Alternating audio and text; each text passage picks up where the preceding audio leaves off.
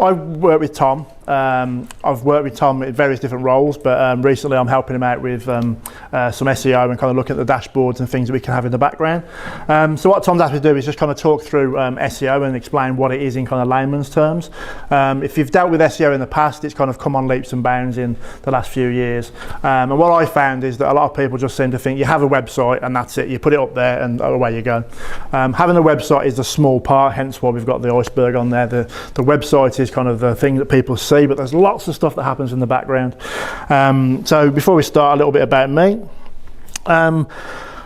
I've worked for some very big companies, and what I tend to do is kind of go into those companies, work with them, understand how they do things, learn what it is that the new technology seems to do, and then take that information, take those skills and kind of put them back into small companies. So my business is predominantly setting up small companies and helping them grow using technology.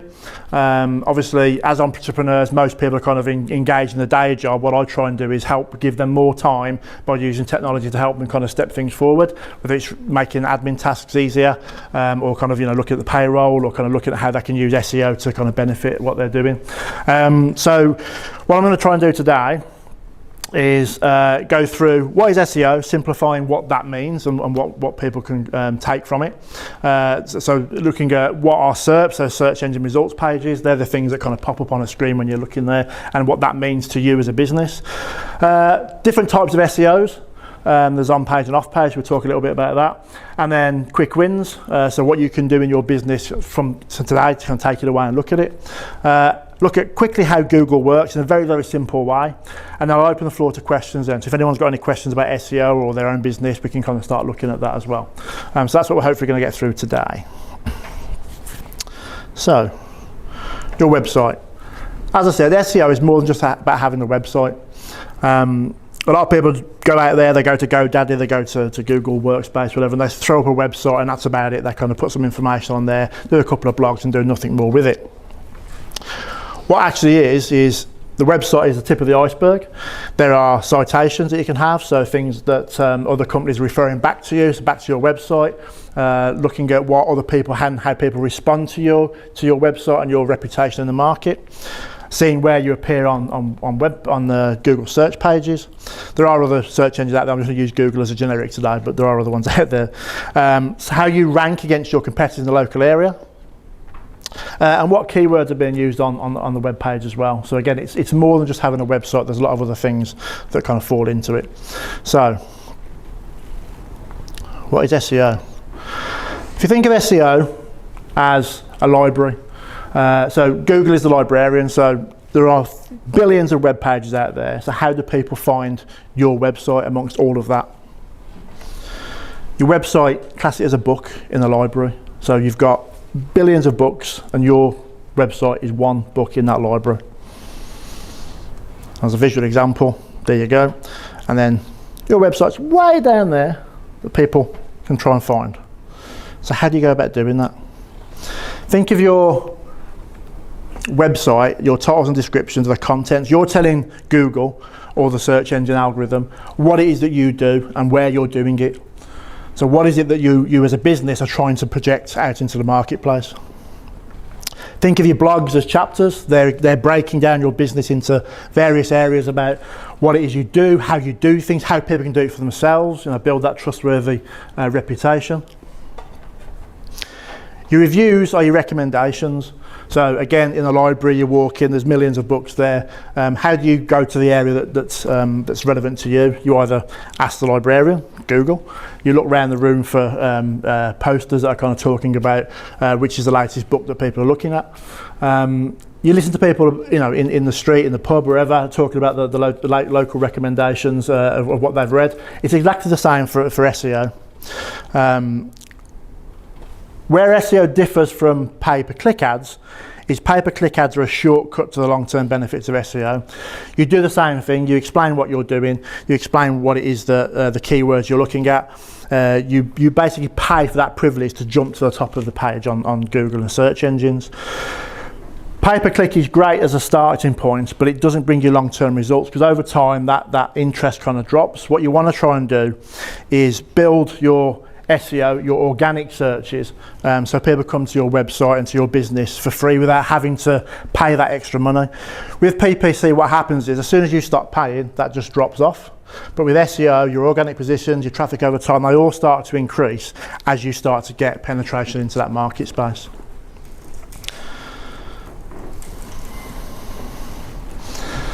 So what are search engine results pages? So search engine results pages, for those who don't know, you've got paid ads that appear at the top and you've got your organic results down here.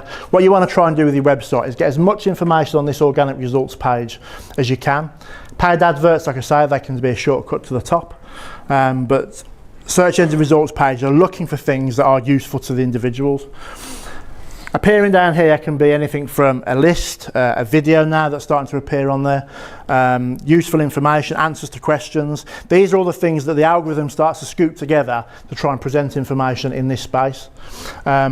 Search features on here obviously show images, so if you're looking for something in particular, like a new car, etc., it'll start to show images down here. Search engine result pages are what people will kind of land on. Beyond the first page, not many people start to click through onto the second and third page, so obviously you want to start to bring your rankings up. And a lot of people nowadays with adverts actually don't click on these. I think something like 45% of people start to click on these down here. So again, why would you pay for something if you can get yourself up there with SEO? One thing I want to draw your attention to is Google's mission statement. Google's mission statement has this word in it, useful. And what a lot of people don't understand is that Google does a very good job of making sure that the information that's presented to a user is useful. They're not going to put anything up there that's out of date. They're not going to put anything up there that was created 5 or 6 years ago. They're going to start bringing information that's useful to the user. How Google make money is by trying to convince people that pay-per-click advertising is the way to go. So if they're not presenting the right information, people aren't going to use it.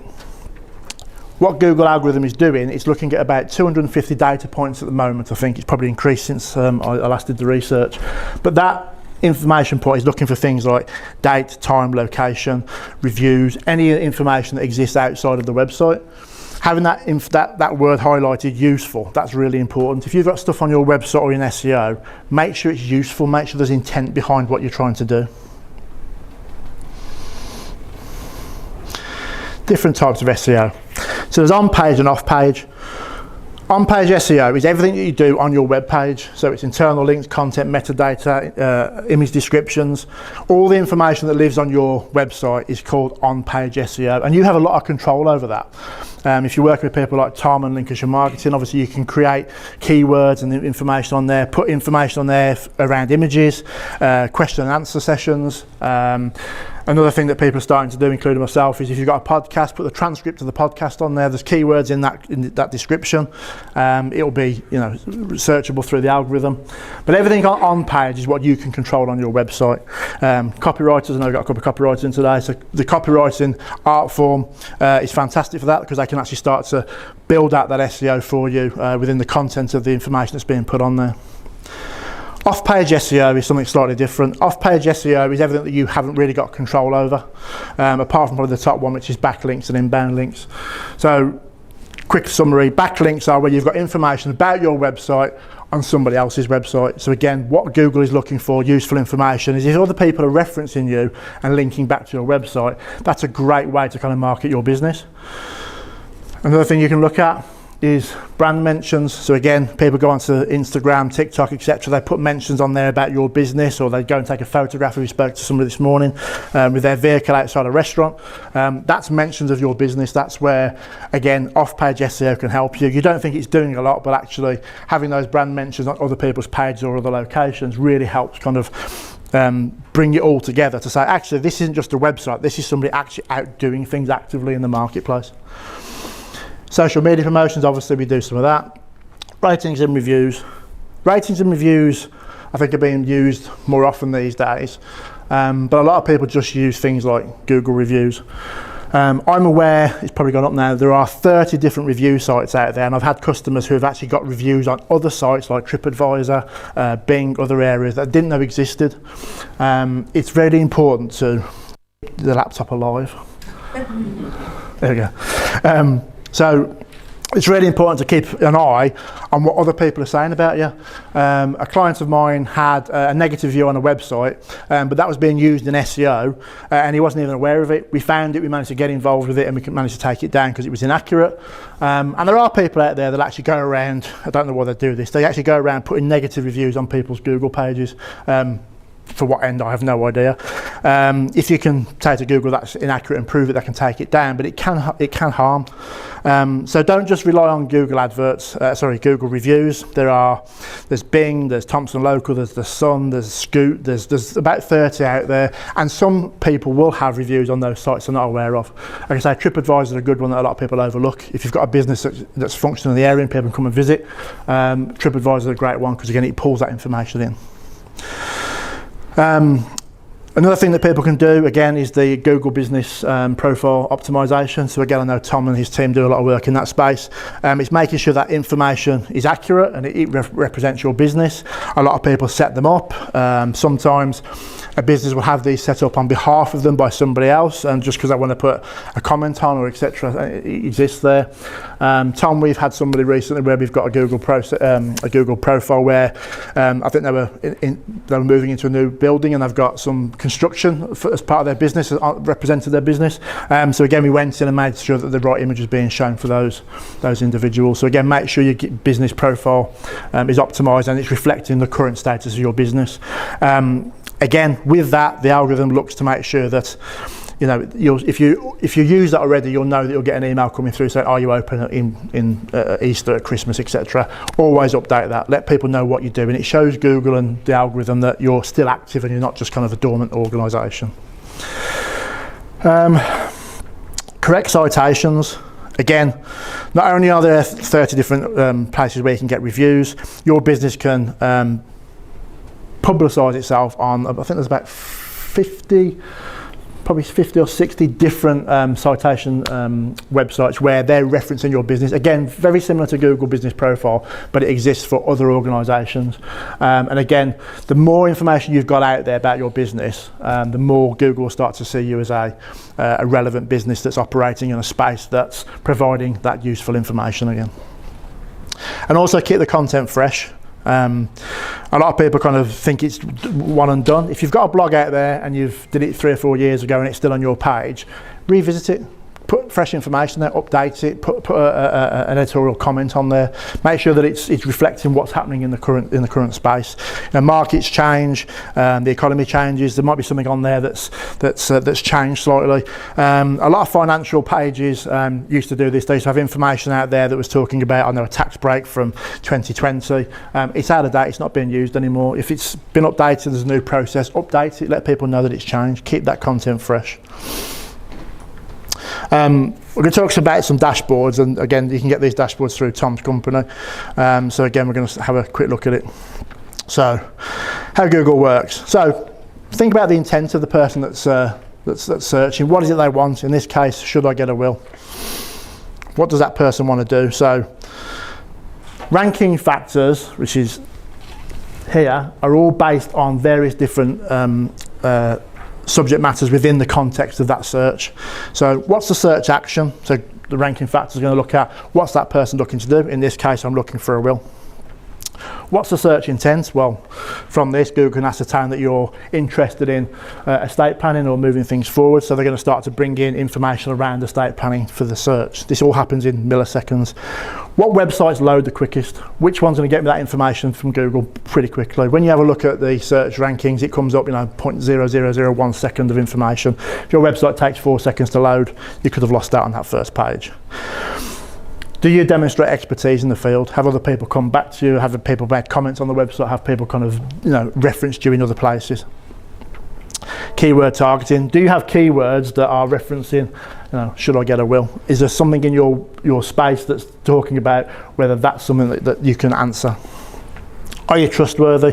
This is a difficult one to measure, but again, reviews and your prolifery in the market and other websites referencing you, things on LinkedIn, things on Facebook, all that sort of stuff comes together and it kind of builds that picture of whether you're a trustworthy organisation.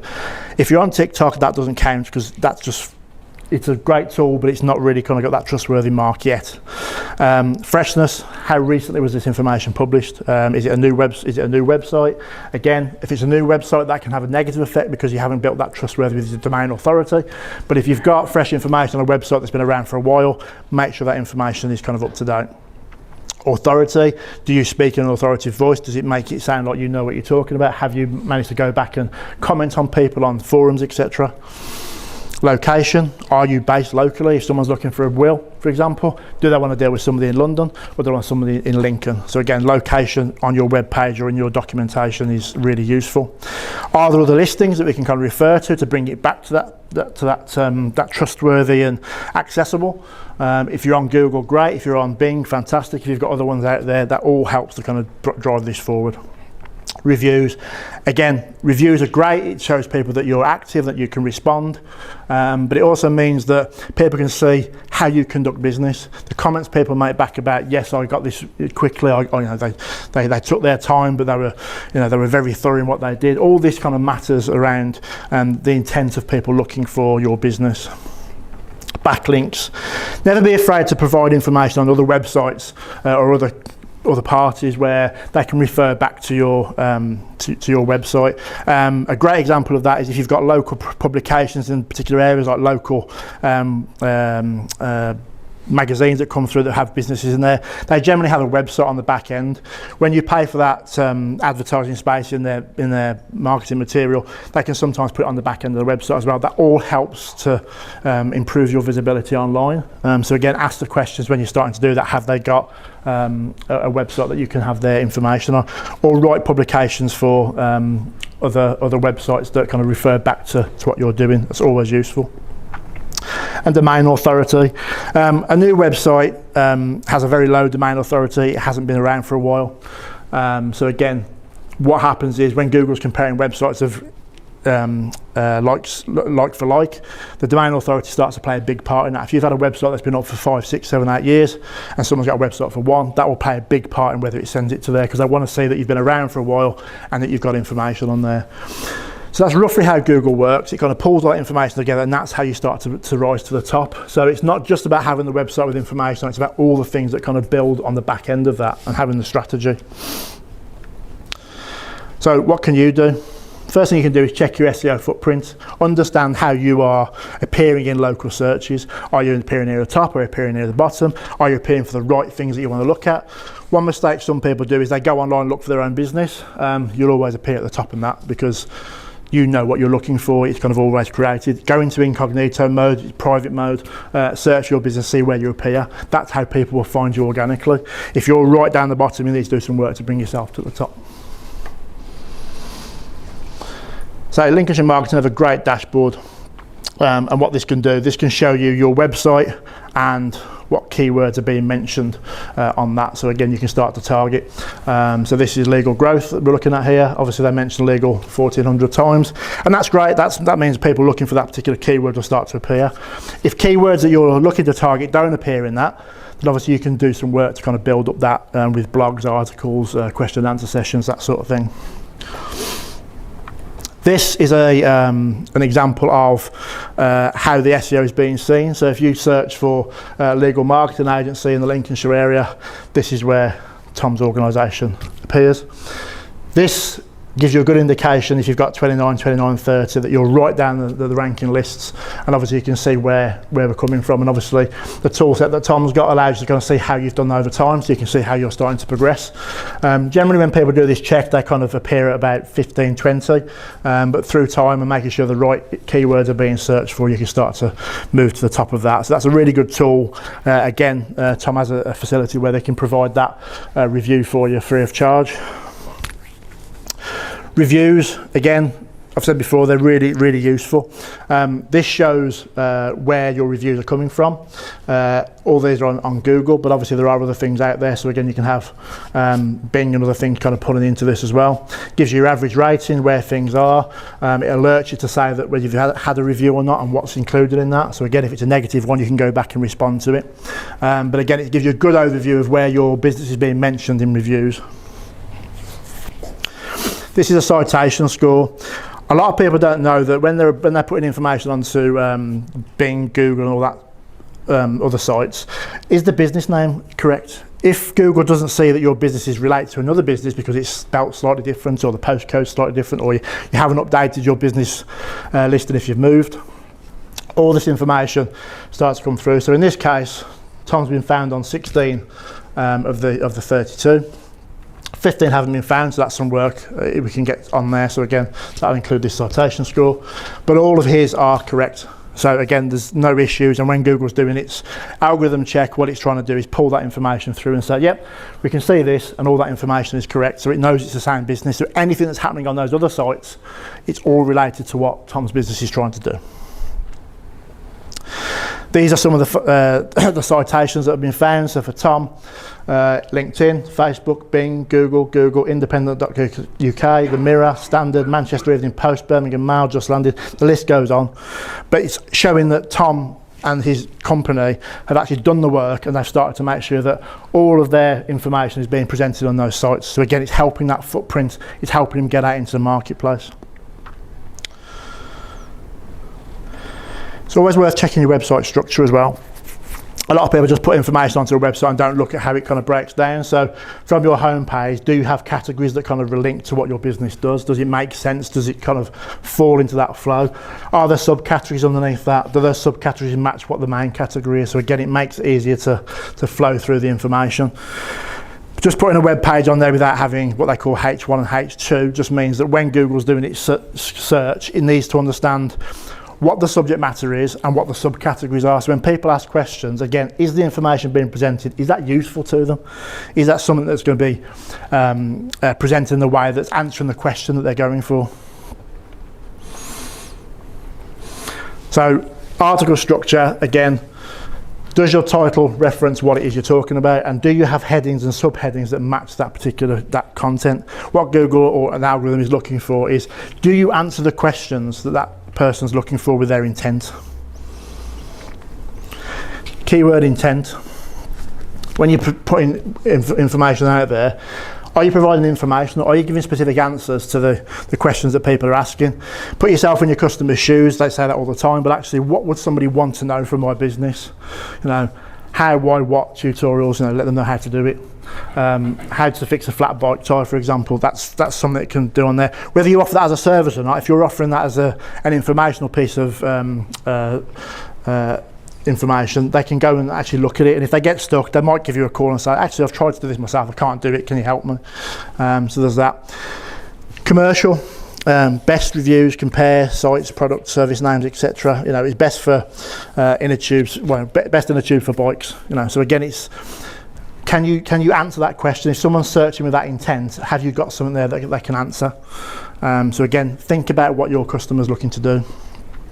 Transactional, navigational. Again, TripAdvisor is great for navigational. I'm in a specific area, I want to do something. Does that show up when people are looking for it? Have you got a page on TripAdvisor that helps people understand what they're trying to do? Check your own listings. Make sure that you've got more than just Google out there. So there are other ones out there, it's easy to find out what they look like, but don't just rely on Google itself. Look at other things like Bing and other places as well. It's free to do. You can upload that information. As long as it is relevant to your business, it will help with that SEO structure. Get reviews on multiple sites. Like I said before, Google, Bing, TripAdvisor, Trustpilot, all of those help kind of bring that information together and provide that you've got a trustworthy source and you're willing to stand behind your business. Respond to reviews. A lot of people have reviews go onto Google, and I've seen many clients not respond to them. Again, to help with your trust rankings, go on there, even if it's a negative response that someone's given you, go on there and be constructive, own what you're doing, make sure that people can understand that you're active on your site and that you're providing the relevant information for them. Always create and share content, link social posts to your website, get Google and Bing listings, I've said that before, promote your location, so again, let people know where you're active. I was talking this morning about some tips that a client of mine started to do, which has yielded results. They own a business that goes out and services people in various locations. What they've started to do is take photos when they're at various locations, upload it to their website, and it's letting Google know they're active in a certain area. They've started to see increased responses for those particular areas. The metadata in the photo has all the information about where they are. And Google looks at that and goes, you're in that particular area. Let's have a look at it. And start a podcast. I know Tom's been flirting with this for a while. But again, not only are you getting your voice out there and you're standing behind what you say, you have the opportunity to bring in guests. But another thing that a lot of people don't do is take the transcript of that recording and put it on your website as a post. Again, it's another way to kind of get that word out there. There are keywords that have been mentioned in that discussion that people are going to find interesting. Structure it in a way that kind of answers questions. Again, it's simple and easy to do. You've got the recording, just transcribe it, post it, tweak it. You've got something really useful. Try to avoid. So some things that I say to people, try and avoid. Big one at the top there, ChatGPT and AI articles. ChatGPT is fantastic. I love it. It's a brilliant tool. What a lot of people do is go in, write me an article, spit it out, publish it. Google knows you're doing that and you'll start to drop in the rankings. There's no control over what it does, but is that really giving you useful information? ChatGPT 4, I think, goes up to 2021. So again, if it's spitting out information, is it relevant? Is it useful? Things are going to change in that space drastically, but again, if you are doing that, I'd suggest use it as a basis, but take it away and put it into your own voice. Make it sound that you are speaking that. It's fantastic at giving you the bare bones, but actually put some research into it, put your own voice into it. Not responding to reviews, I've already said. You put a review out there, don't respond to it. It's not going to do you any favours. People want to know that you're taking ownership of what you're doing in a business. Don't assume other review sites don't exist. As I've said, I've had clients before that they've got reviews on other sites that are not Google, didn't know they existed. It was causing harm to their business. We managed to get it changed and sorted out. So again, look at those other areas to make sure that you've got and own that site. Copy content plagiarism. Don't nick things off other sites. If you're going to do that, reference it, cite it, make sure that person knows that you're going to be using that. It'll help, and that they may even, reciprocate by giving you an opportunity to have a link on their site. So again, don't just copy things. Don't do keyword stuffing. Keyword stuffing is where you want to try and target a particular keyword. You just kind of load that particular word into the copy that you've got on your website. Don't do that. Again, it's not something that's accepted, and Google will actually mark you negatively if you start doing that. Don't ignore competitors. Sometimes your competitors are doing a better job than you are. Ask yourself why. How are they performing better than me? Why are they ranking higher than me? Where do they appear? What do they do? Take some time to see what your competitors are actually doing. They may be using a different marketing agent. They may be using different methods. They may be having, conferences. They may be doing all sorts of things. But find out what it is they're doing. I call it embrace and enhance. Take that information on, look at it, try and do it better. Keep the screen alive. Please don't think your website is one and done. It always needs to evolve. You can't just build it, leave it and walk away from it. You need to continually update it, whether that's with a blog, relevant information, changing the structure, putting something new on there, changing the images regularly. Keep that active to make sure that people know that that's a relevant site that's not just sitting there dormantly. Again, a lot of people do think that I've got a website, I can just walk away now. That's not how it works.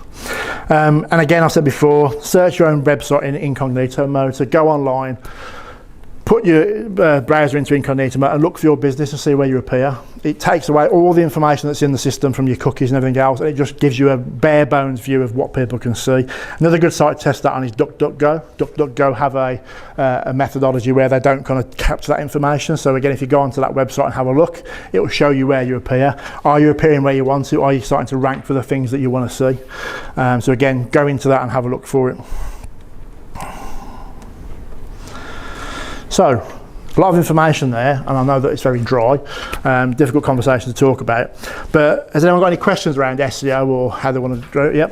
Just one question. Obviously, you mentioned earlier about the domain, how long it's been. Obviously, the longer it's been there, the more it ranks higher. I'm currently in a position where I've got my domain name that I've had since 2007. Yeah. but that business is kind of, we've gone more direct into barbering instead of hairdressing. Yeah. So we're going to change from Tom's of Lincoln to Tom's Barbers. Will that have a big effect, even though we're going to use, I presume we're going to still link, if people go to Tom's of Lincoln, it will still go to Tom's? Yes, so it's in the background of the domain. Obviously you can do aliases, so the domain can have an alias on there, so all that information will come through.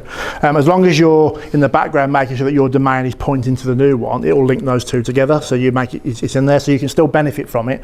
They might mark you down slightly if you're starting to use the new business name and domain as the primary, because what it'll do, it'll think there's two websites pointing to the same place. But again, what you can do in the background is just put a 301 direct on there, so it just means anyone that goes to that will point it to that new website, so you'll be able to benefit from that domain authority, and obviously all the history that domain is built up over time will exist, and obviously over time it will start to fall in line with a new one, so you can benefit from it. And again, a lot of people are starting to move business names because the market's changed. The business names are all kind of, sometimes they don't make any reference to their business at all now, but again, you've got one that's got some age on it, so utilise that in the background, so that should be fine. Any other questions? Yep. How often should you be updating your key phrases for SEO optimization? Key phrases, again, what I find is that it's keeping relevant. If the information on there is still relevant, that information will be utilised over and over again. If things change with that particular article or that keyword, or if you don't want to be associated with Donald Trump, for example, and you've mentioned him in the previous, take it down, move it across. What I suggest is that you always have new content that references what you're doing in the business space, but not necessarily going in and changing that keyword content, because Google's got a cache of your information with that blog on there. If you take that down or remove it or change it, then that's not going to be reflective of what it is. So Google will tell me, that information's gone now, you're not the person I'm going to come to for that information. What I would say is embrace and enhance it if you can. Try and keep it there. If it's old information that's no longer in there, state that in an article. So this was created in 2021 before the pandemic, etc. This has now changed, and put a reference in there. So keep that information available, because it shows that you've got authority in that space. That authority gives you a bump up with the algorithm, but actually just enhance what you're saying about that particular subject. Does that answer your question? Yeah, no problem. I've got a couple of questions. Yeah. You talked about having different pages and the keywords and things like that. Can you have too many pages? Can you No. The more information you've got, as long as it's relevant and pertinent to the business, and it answers the questions that people are looking for. If it's just an article that just kind of references the same thing over and over again, it'll just fall off. Again, what you can do when you're looking at the click rates for the website, you'll be able to see which pages are more prolific, and then from that you can then get a gauge on whether that page is actually doing you anything or not. But again, if the information is relevant, it will always be useful. What you want to try and do is bring someone to your home page, for example, and give them enough incentive to move to that particular page to have a look at it. So again, it's not going to do any harm, and it's always a good thing to have too much information and not enough. So. And reviews, you talk about reviews. Yeah. We've got not many reviews on Google, we've got some on Facebook, and then we've got some on homecare.co.uk. Is there a way of pulling them reviews together? So Tom's tool. So it's on your website, because I know you can get like a rolling banner and stuff. Yeah, so the tool I demonstrated there, there are other ones out there, they don't have to use Tom, but I'm trying to promote Tom. But there are things that will pull all that information together, and you can have a banner that kind of looks at that and it starts to scroll those in there. And then you can obviously click on it, it'll take you to that particular review site as well. So again, that particular tool is one of a few out there. That'll pull in from Google, Facebook, TripAdvisor, Trustpilot, etc., and it'll be able to demonstrate where that's coming from. Again, the more information you can provide that shows that you've got legitimacy and people actually value what you're doing, it's a great way of doing it. So those tools are perfect for that. And the dashboard that Tom's got, basically sort of how and where. So where did you get all the information from? So that tool literally goes out into the marketplace. So you put in your domain, it goes out into the marketplace, looks for your domain. And what it does, it pulls back what it thinks your business is. So the first thing it does is come back and say, right, your cogs.com, is cogs.com a scooter organisation, for example? If that's not correct, it might be a bike. You can change the way that information is reported. But what it does, it goes out and looks at what it thinks you are, brings that information back, and then you can say, go off and find other citations, where else is my business referenced. It'll go off and start to search everything else and bring all that information back, and then from that you can start to build a picture up of what people see from your business. A lot of people find that when they go out and do that activity, actually what comes back is not what their primary business is. It's something that's been on their page for many years, but they haven't done anything with it, and they've actually moved into a different area now, so it just shows that they need to kind of update what they're doing. But it just pulls all that information that's freely available on the internet. It just pulls it into a nice dashboard so you can see it. And how do we get access to that? Give Tommy the domain name and he'll forward the information over. You're talking about locations, is that postcodes, towns, images? Yeah, so they call it NAPs, name, address and postcode. So what they're looking for is to make sure that your name, address and postcode on all the different citations you've got are consistent. Again, with your web page, if you've got a name, address and postcode on there somewhere, it knows what location you're in. Yes, we've got an office, but then we service people in their own homes. So Can we kind of, would it be better to list postcode areas before or villages? No, what you can do, your business is located in a particular area, and what you can do, you can have the areas we areas we service on your web page, and then within that you can put the locations in there. So again, it'll know that you're servicing those locations. If you're using something like Google Business Profile, one of the questions it asks you, are you running your business from your premises or do you go out and service people? So if you're saying you go out and service people, you can put those locations in, so people will be able to, when they search, Google will start to bring that information up in that relevant area. Thank you. And Jay, yes. you showed a really interesting graphic, average map rank, yes, where Tom's business was 111 in Lincoln. I have Lincoln in my title, so I would expect the same results. But if I expanded the range to Hull, Nottingham, Leicester, etc., would I expect my ranking to grow weaker and therefore would I need to then address what I know as geotagging, is it? Yeah, so it comes into that with Leicester and Nottingham. So it comes into that question that's just been asked. So again, Tom's got number one in that particular area because he's done a lot of work to make sure that people. He's got Lincolnshire in his title. So got Lincolnshire in his title again, but that's a small percentage of what brings that to the front. It's about where it's where services. Because years ago it used to be iwashdogs.com. People knew that you were a dog washer. That might not be the case anymore. I wash dogs might be something completely different. So over the years, the algorithms change to make sure that the title is just one small part of what Google looks for. Your location on your web page and your citations and where people are referencing from. So every time someone leaves a Google review, they've got a profile that they're putting in. Yeah. Google even looks at where those profiles are coming from and says, most of these reviews are coming from the Lincolnshire area. They start to come up. If you start to do work out in London or wherever else, and people start leaving you reviews in that space, it'll also indicate that you're starting to have activity in that area as well. But if you do start to move out, generally you find that it drops off, but it just means you need to pay a bit more attention to. So how do I influence people in Nottingham knowing that I provide a service only 45 minutes away? Put Nottingham in your web page. Make sure that you've got listings in the Nottingham area. Again, there's free listings available. Take photos in Nottingham. Yep, take photos and upload those. Yeah, but again, get citations in that area. Referencing that geographical area that you want. Yep. More. Yeah, and it'll start to bring them. Yeah, and again, if you wanted to, like I say, there'll be Nottingham Evening Star or Nottingham Standard as well. You can put yourself onto those websites freely, and again, it'll show that you're operating in that area. I'm being ushered off, I think. Not at all. Thank you, MJ. Ladies and gentlemen, we have a round of applause. Thank you.